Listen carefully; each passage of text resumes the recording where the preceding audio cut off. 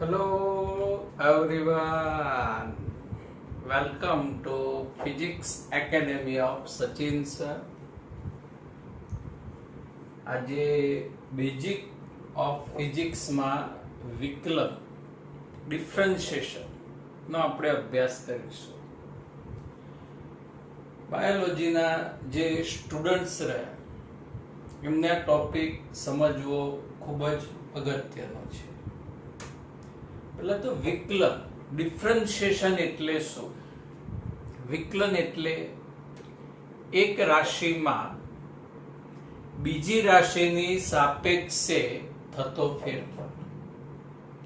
એક રાશિમાં બીજી રાશિની સાપેક્ષે થતો ફેરફાર. તો ચાલો વિદ્યાર્થી મિત્રો આના કેટલાક પ્રેક્ટિકલ એક્ઝામ્પલ વિચારવા માટે આપણે પ્રયત્ન કરીએ. એક રાશિમાં બીજી રાશિની સાપેક્ષે થતા ફેરફારના વ્યવહારિક ઉદાહરણો આપણે વિચારીએ. તો ફર્સ્ટ એક્ઝામ્પલ આવશે તમારું સ્થાન અને સમય. જેમ જેમ સમય બદલાશે એમ એમ તમારું સ્થાન બદલાશે. પછી બીજું એક્ઝામ્પલ બાળકો તમે વિચારવા પ્રયત્ન કરો. પ્રિપેરેશન અને મેળવેલા માર્ક્સ. કોઈ પણ સબ્જેક્ટની અંદર આપણી પ્રિપેરેશન અને પ્રિપેરેશનના આધારે મેળવેલા માર્ક્સ. એટલે એક રાશિમાં ફેરફાર થતા બીજી રાશિમાં પણ ફેરફાર થાય અને એ જે ફેરફારનું મેઝરમેન્ટ માપન થાય એને જ વિદ્યાર્થી મિત્રો શું કહેવાશે? વિકલન કહેવાશે. વિકલનને આપણે મેથેમેટિકલી વ્યાખ્યાયિત કરીએ અને એના કેટલાક સૂત્ર જે આપણે ફિઝિક્સમાં એપ્લિકેબલ બનશે એ સૂત્ર આપણે યાદ રાખવા પડશે. અને આ સિવાય તમે એક રાશિની સાપેક્ષે બીજી રાશિમાં થતા ફેરફારના ઘણા એક્ઝામ્પલ સવારે ઉઠી રાત્રે સૂઈએ ત્યાં સુધી ઘણા એક્ઝામ્પલ વ્યવહારિક એક્ઝામ્પલનો લિસ્ટ તમે બનાવી શકો અને એ બધી જ ઘટનાઓમાં વિકલન ડિફરન્શિએશન આપણે એપ્લાય કરી શકાય છે. તો વિકલનને વ્યાખ્યાયિત કરવા માટે વિદ્યાર્થી મિત્રો ધારો કે y એ x નો વિધેય છે. એટલે બે રાશિઓ આપણે નક્કી કરી, એક y અને બીજી x. જેમ સ્થાન અને સમય, પ્રિપેરેશન અને મેળવેલા માર્ક્સ, એ રીતે બે રાશિ નક્કી કરી y અને x. y એ x નો ફંક્શન વિધેય છે. એટલે આને લખી શકાય y is equal to f of x. Function f y A x નું વિધેય છે એટલે y is equal to f of x લખી શકાય. તમારું સ્થાન સમયનું વિધેય છે તો સ્થાનને ધારો કે x ગણીએ તો તમારું સ્થાન x is equal to f of t આ રીતે લખી શકાય. તો y is equal to f of x. અહીંયા x એ ઇન્ડિપેન્ડન્ટ સ્વતંત્ર રાશિ છે અને y એ x પર આધારિત રાશિ છે. જેમ કે વિદ્યાર્થી મિત્રો સમય સ્વતંત્ર રાશિ છે અને આપણું જે સ્થાન રહ્યું એ સમય પર આધારિત રાશિ છે. આપણું સવારે 7 વાગે સ્થાન, સવારે 9 વાગે સ્થાન, બપોરે 1 વાગે સ્થાન, સાંજે 5 વાગે સ્થાન. તો સમય સ્વતંત્ર છે પણ સમય પ્રમાણે આપણું સ્થાન બદલાય. એમ અહીંયા x સ્વતંત્ર રાશિ છે અને y એ આધારિત રાશિ છે. વિકલન એટલે હમણાં જ આપણે કહ્યું કે ફેરફાર. તો ચાલો હવે રાશિમાં થોડોક ફેરફાર કરીએ અને શું પરિસ્થિતિ આવે છે આગળ સમજીએ. જો x નું મૂલ્ય બદલવામાં આવે, થોડુંક x નું મૂલ્ય આપણે વધારીએ તો y નું મૂલ્ય પણ બદલાય છે. અહીં x બદલાશે તો અહીં y પણ બદલાશે. હવે x નું મૂલ્ય ડેલ્ટા x જેટલું વધારીએ. વિદ્યાર્થી મિત્રો, ફિઝિક્સમાં કોઈ પણ રાશિમાં સહેજ વધારો થતો હોય કે ઘટાડો, એના આગળ ત્રિકોણની નિશાની કરાય, જેને ડેલ્ટા કહેવાય. જેમ કે સમયનો થોડો વધારો તો ડેલ્ટા ટી, ક્ષેત્રફળમાં થતો થોડો વધારો તો ડેલ્ટા એ, કદમાં થતો થોડો વધારો વોલ્યુમ વી, ડેલ્ટા વી. વધારો કે ઘટાડો એ ડેલ્ટા વડે દર્શાવાય. તો આપણે x માં ડેલ્ટા x જેટલો વધારો કર્યો તો અહીં x વધશે તો આ બાજુ y નું મૂલ્ય પણ ડેલ્ટા y જેટલું વધે છે. હવે આ જ રિઝલ્ટ આ રીતે લખી શકાય, y plus delta y is equal to f of x plus delta x. આ રિઝલ્ટ 2 અને ગણીએ રિઝલ્ટ 1. ઓકે, હવે રિઝલ્ટ 2 માંથી રિઝલ્ટ 1 બાદ કરી દો તો ડાબી બાજુ y પ્લસ ડેલ્ટા y, અહીંયા ડાબી બાજુ y. સમીકરણ 2 ની જમણી બાજુ f of x plus delta x minus સમીકરણ 1 ની જમણી બાજુ f ઓફ x.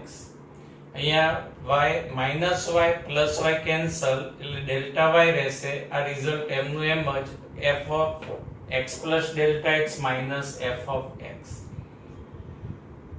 હવે બંને બાજુ ડેલ્ટા x વડે ભાગી દઈએ. હવે આ ડાબી બાજુનું પદ રહ્યું એ શું દર્શાવે? તો delta y by delta x એ f ઓફ x માં થતો સરેરાશ ફેરફાર દર્શાવે છે.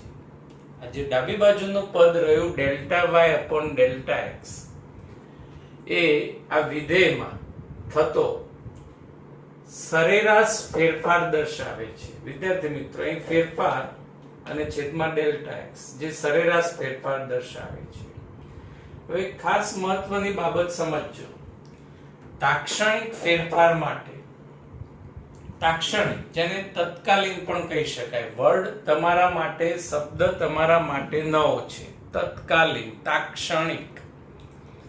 તો વિદ્યાર્થી મિત્રો, તત્કાલીન તાક્ષણિક માટે અહીંયા જે છેદનું પદ રહ્યું, આ છેદનું પદ એ ઓલવેઝ જે પણ ભૌતિક રાશિ હોય, છેદમાં સમય પણ હોઈ શકે, છેદમાં પ્રિપેરેશન પણ હોઈ શકે, છેદમાં બદલાતી કોઈ પણ એક રાશિ હોઈ શકે, સ્વતંત્ર રાશિ.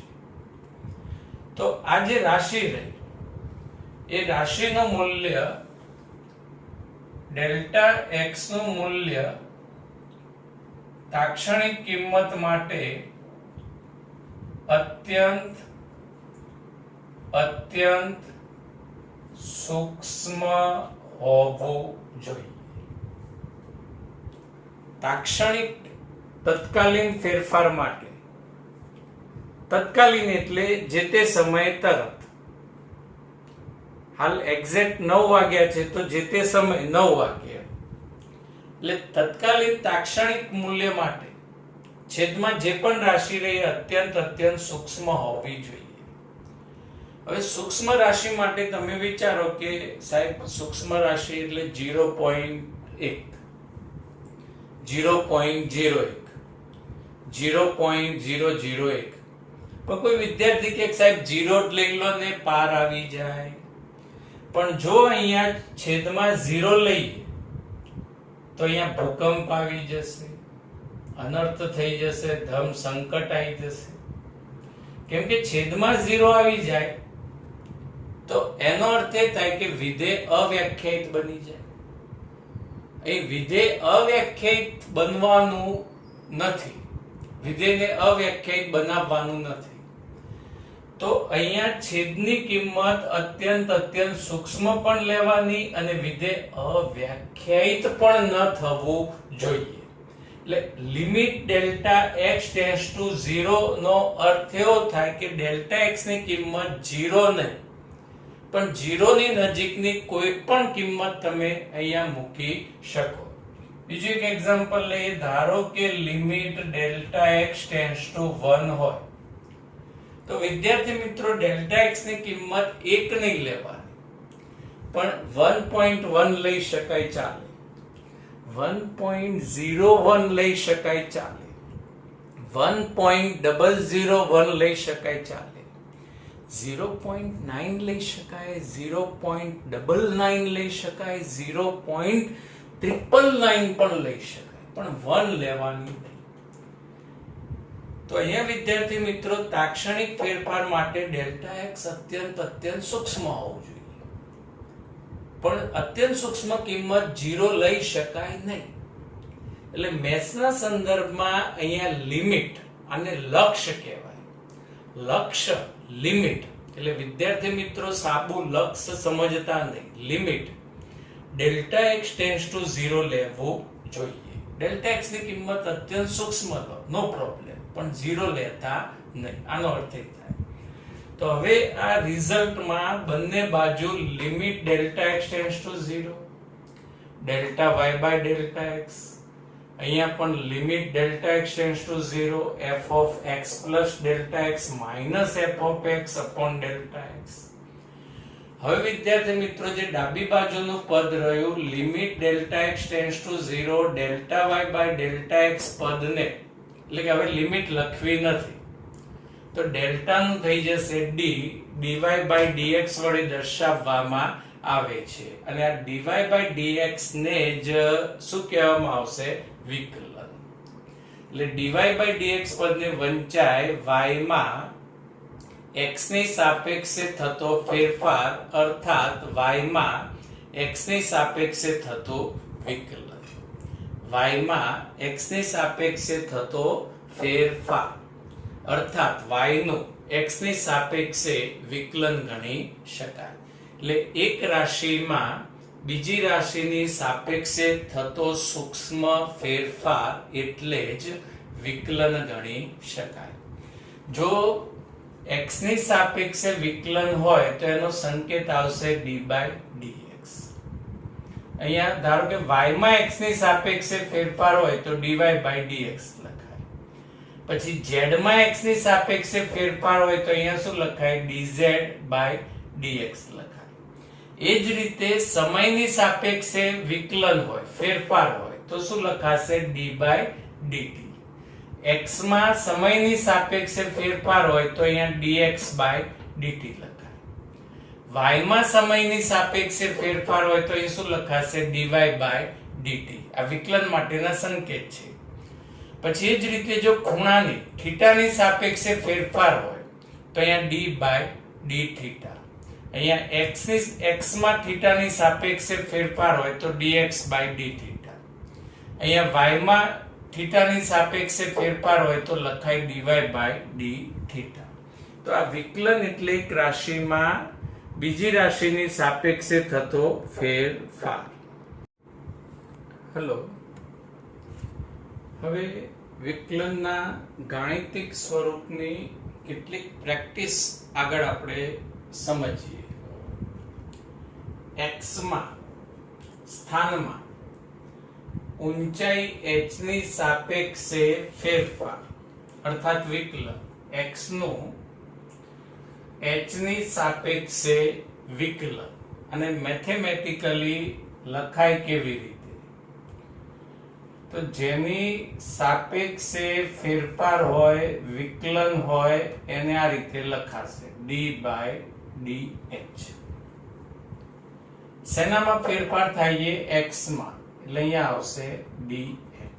એટલે આને વંચાય x નું h ની સાપેક્ષે વિકલન. સમજાયું? તો એ સેકન્ડમાં તમે જાતે પ્રયત્ન કરજો. y માં, y એટલે સ્થાનક લઈએ, ઊંડાઈ t ની સાપેક્ષે વિકલન. તો પ્રથમ અહીંયા લખાશે d by dt ઊંડાઈ.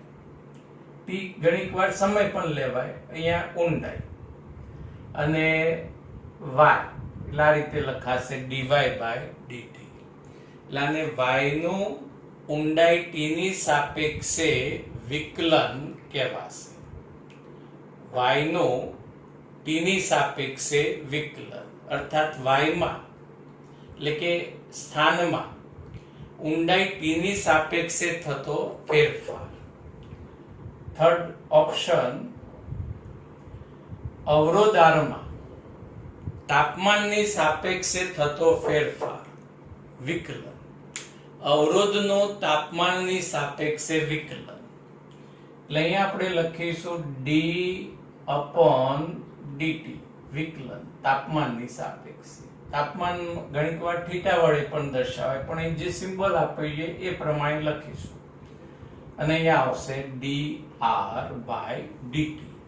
આનો અર્થ થાય અવરોધમાં તાપમાનની સાપેક્ષે થતો ફેરફાર અર્થાત અવરોધનું તાપમાનની સાપેક્ષે વિકલન. આ રીતે વિદ્યાર્થી મિત્રો વિકલનને મેથેમેટિકલી લખી શકાય.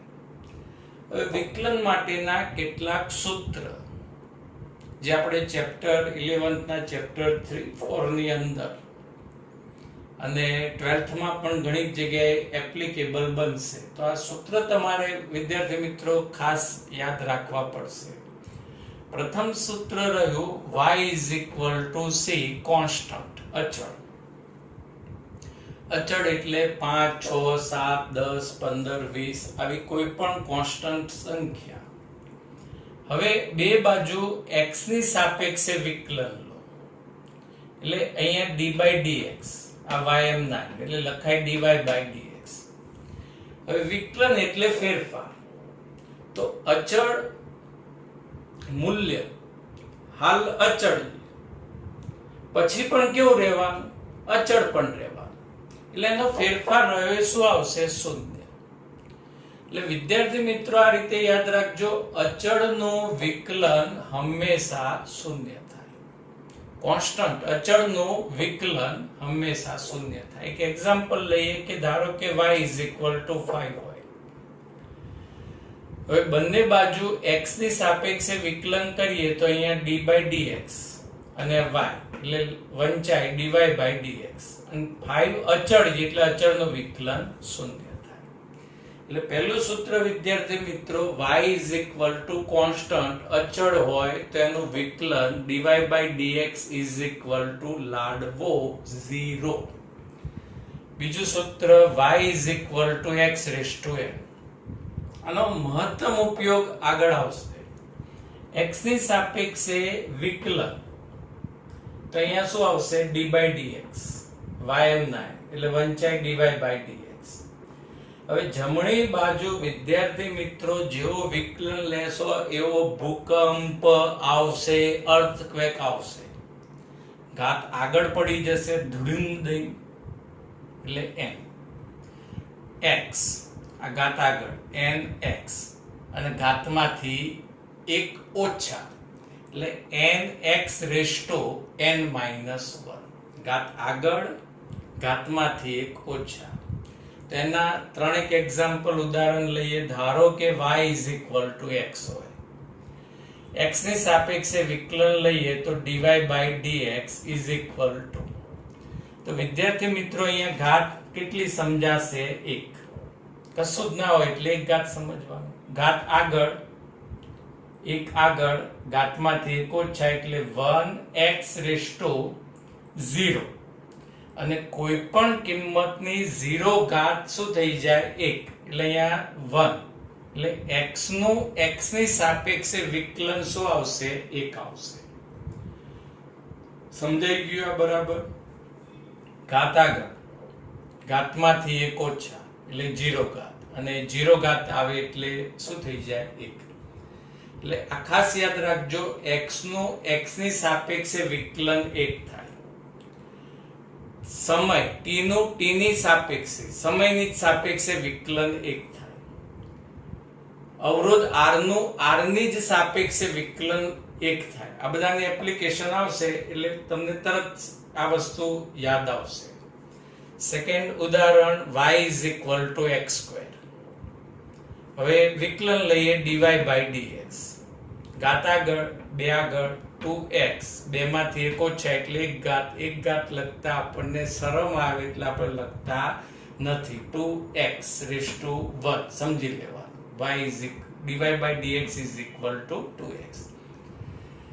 હવે y = x3.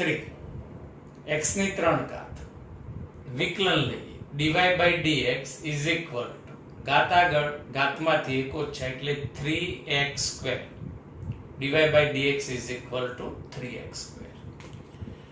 હવે વિદ્યાર્થી મિત્રો ત્રીજો સૂત્ર જોઈએ y is equal to c constant x raised to n c x raised to n બે બાજુ વિકલન લઈએ dy by dx તો કોન્સ્ટન્ટ અચળ પદ રહ્યું એ m ના m જ રાખો cm ના m અને પછી ભૂકંપ લઈ દો x raised to n એટલે ઘાત આગળ ઘાતમાંથી 1 ઓછા n x raised to n minus 1.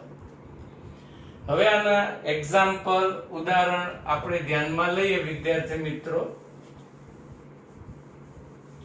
y is equal to 5x y is equal to 5x આ રીતે કોઈ વિધેય છે.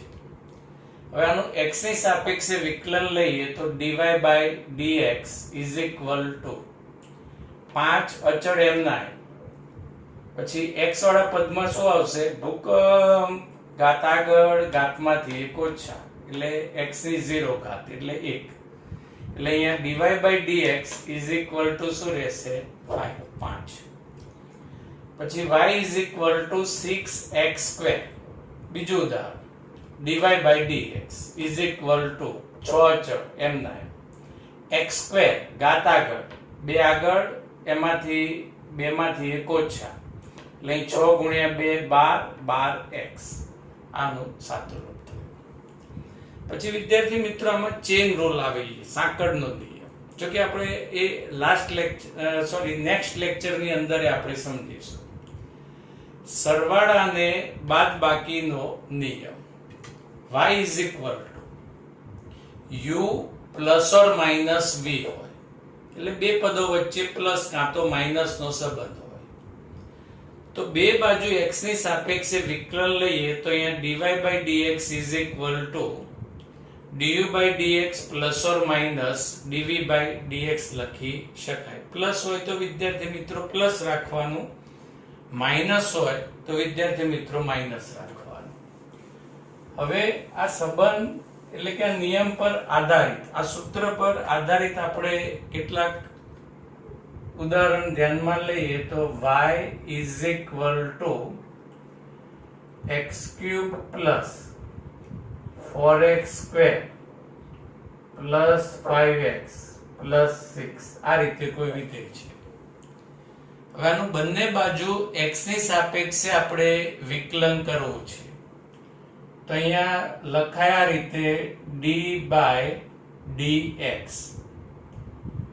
y m ના અહીંયા d by dx આનો અર્થ એ થયો કે x ની સાપેક્ષે બધા પદનું વિકલન કરો x cube plus 4x square plus 5x plus 6 આ સરવાળા માટેનો નિયમ થયો.